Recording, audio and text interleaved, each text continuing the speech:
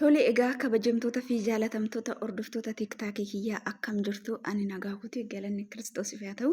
Egaa baga itti singee guyyaa du'aa ka'umsa gooftaa keenya Iyesuus Kiristoos ayyaana isaatiin baga geessanii amiin baga wajjiniin nuun ga'e.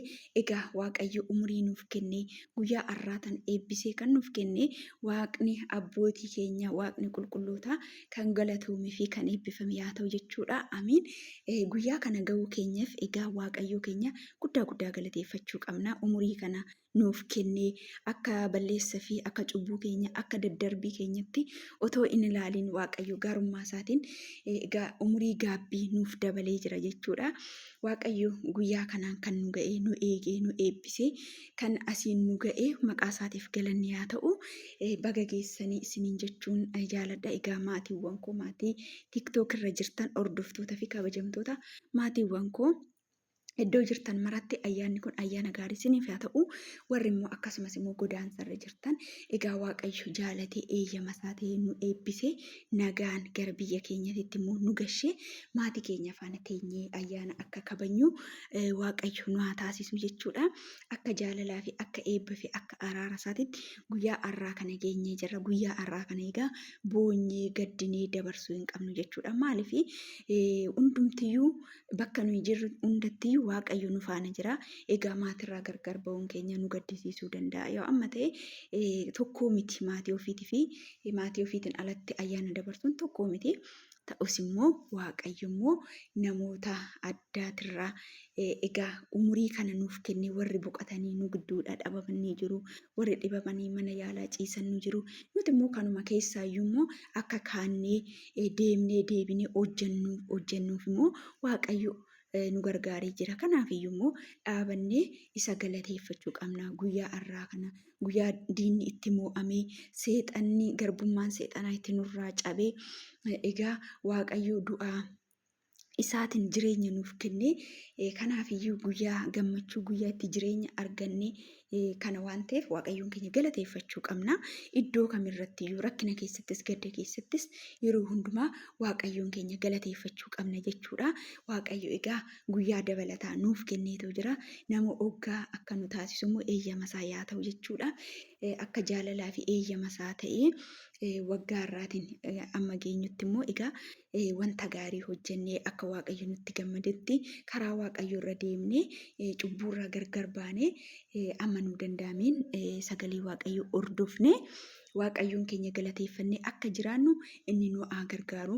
Waaqni abbootii keenya karaa isaanii hundarratti eegee gaggeessee nagaan isaan baasee nagaan isaan galchee isaan milkeessee karaa isaanii hundumayyuu eebbiseef nutis immoo karaa keenya karaa Yaaqoob karaa Abrahaam karaa Yisaaq nuuf godhe nagaan Waaqayyoon keenya biyya keenyatti akka nu galchu fedhaa fi eeyyama isaa nuuf yaa ta'u jechuudha.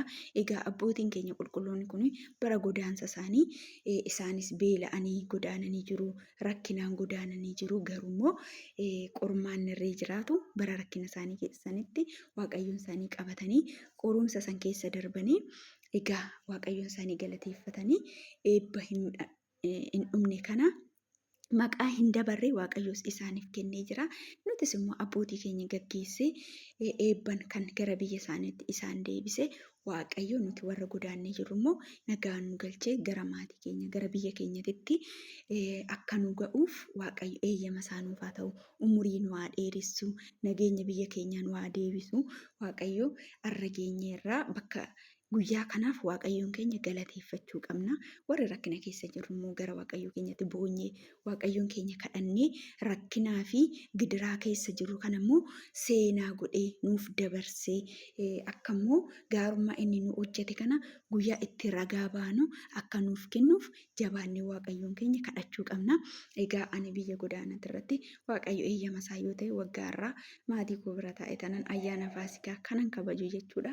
Akka eeyyamaa fi akka fedhiif akka jaalala isaa yoo ta'e umurii yoo naa kenne Waaqayyo yoo nagaan gara biyyaatti na galchee eeyyama isaa ta'eetu Egaa ayyaana isa dhumaa kooti jechuudha. Biyya Dubaay irratti, biyya godaansati irratti jechuudha. Waaqayyo arraan kan na ga'e, yeroo kanaan kan na ga'eef maqaan Waaqayyo kan galatoome yaa ta'u, hunduma keenyayyuu kan nu ga'e. Egaa Waaqayyo immoo akka badii fi balleessaa keenyatti odoo hin ta'in akka gaarummaa isaatiitti har'a geenyee jirra.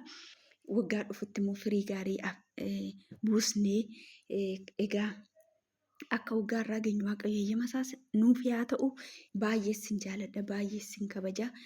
Maatii kiyya ta'uu keessanii warra hordoftoota kiyya bakka jirtanitti ayyaana gaarii isiniif yaa ta'u, ijoolleen warri godaansarra jirtanis isinillee maatii keessan waliin akka dabarsitan Waaqayyo umurii nuuf haa kennu hunduma keenyafiyyuu ameen. Turtii gaarii isiniif haa ta'u, ayyaanni kun ayyaana gaarii isiniif haa ta'u, baay'ee sin jaaladha, baay'ee sin kabaja. Hordoftoota kiyyaa fi kabajamtoota koo nagaan naa turaadha. Ayyaanni kun ayyaana gaarii isiniif haa ta'u, nagaan.